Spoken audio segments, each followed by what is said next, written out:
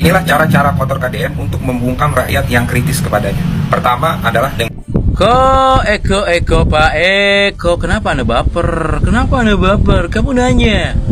Kamu merasa tersinggung dengan statementnya Kang Deddy Mulyadi.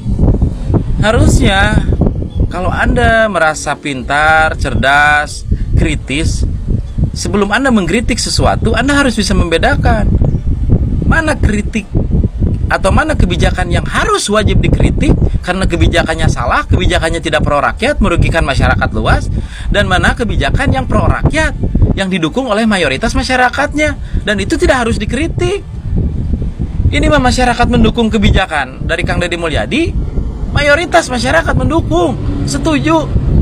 Kenapa Anda mengkritik? Terlebih lagi Anda bukan orang Jawa Barat. Fungsinya buat Anda apa?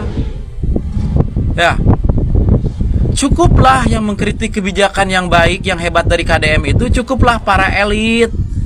Ya, para elit, karena mereka mempunyai kepentingan. Mungkin lahan basah mereka hilang setelah kebijakan Kang Deddy diberlakukan. Akhirnya mereka kepanasan, gerah mengkritik, memprotes. Tapi ketika ada masyarakat yang mengaku netizen, warga mengkritik kebijakan yang sama, maka harus dipertanyakan, apakah ini disuruh oleh para elit, para tokoh yang lahan basahnya sudah tertutup, atau bagaimana? Kok ini warga perhatian sekali dengan dana hibah, sedangkan Kang Deddy Mulyadi sudah memberitahu kalau dana hibah selama ini begini, terlalu ugal-ugalan.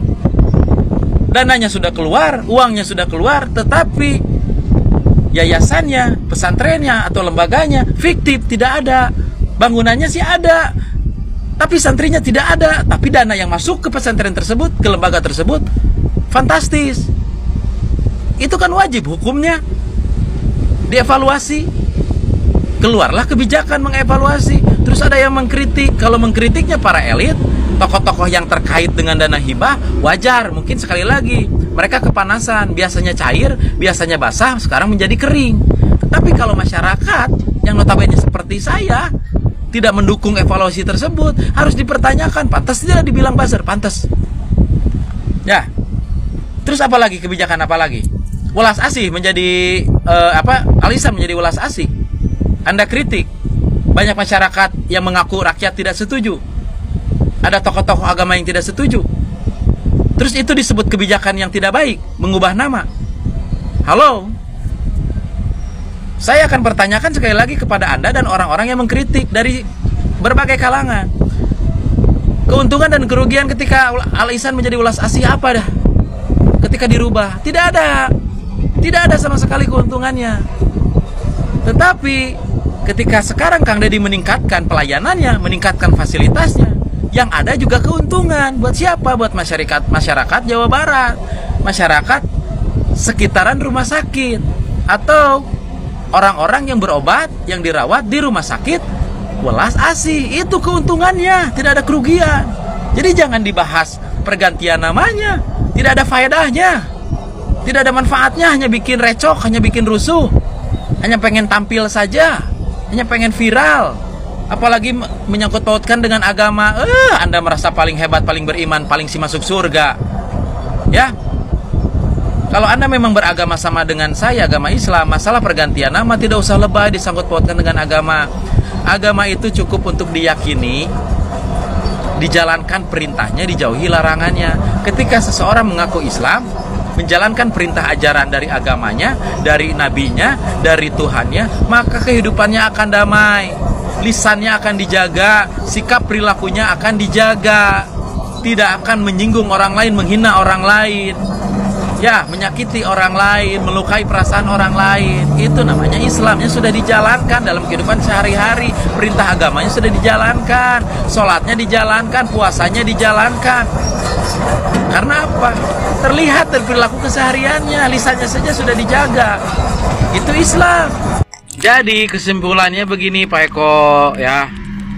Ketika ada orang yang ingin mengkritik kebijakan Kang Deddy Mulyadi, dan orang tersebut bukan orang Jawa Barat, tetapi kritiknya untuk membangun, pasti masyarakat Jawa Barat pun mendukung. Terlebih lagi kalau ada kebijakan Kang Deddy Mulyadi yang dirasa sangat merugikan masyarakat banyak, masyarakat Jawa Barat, mayoritas masyarakat Jawa Barat. Kami berterima kasih dibantu oleh masyarakat di luar Provinsi Jawa Barat, mengingatkan pemimpin kami. Tetapi kalau mengkritik sesuatu yang baik, kami sarankan sudahlah, tidak usah. Ya, karena selama ini kebijakan Kang Deddy Mulyadi, menurut saya, menurut kami mayoritas masyarakat Jawa Barat, belum ada yang merugikan, membuat sengsara masyarakat Jawa Barat, belum ada.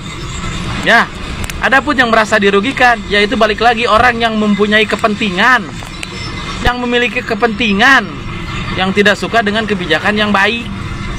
Ya, begitu saja mungkin untuk Pak Eko. Jadi jangan baperan. Ya, Kang Deddy tidak membungkam, menerima kecuali kritikan yang tidak objektif, tidak masuk akal. Apalagi isinya memprovokasi, isinya melebih-lebihkan, mengurangi, bahkan menyelipi berita hoax, Pak Eko, berita hoax. Ya.